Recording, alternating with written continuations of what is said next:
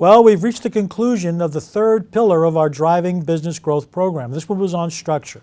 And as you recall, we talked about the common characteristics of structures of organizations.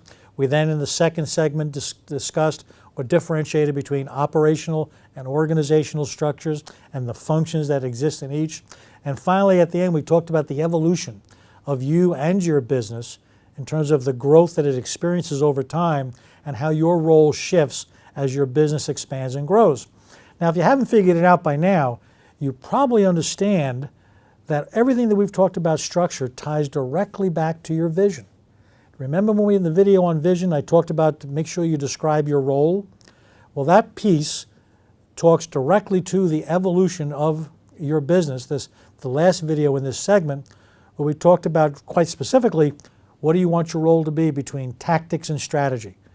And eventually reaching level 4, you're spending all of your time on your business, looking for other opportunities, expanding your revenue flow, your income, and more importantly, building financial security for not only yourself and your children, but maybe their children, generations, if you will. And that's an exciting thing for you to consider. So what we've been trying to do thus far in Driving Business Growth is to provide you the opportunity to challenge your thinking. What do you need to do differently? How do you want to control your future? Many of us, and if you read my book, Step Up and Play Big, and that's a plug for the book, but if you read my book, you know that I believe firmly that a lot of us give up control of our destiny and allow us to become victims of our circumstances.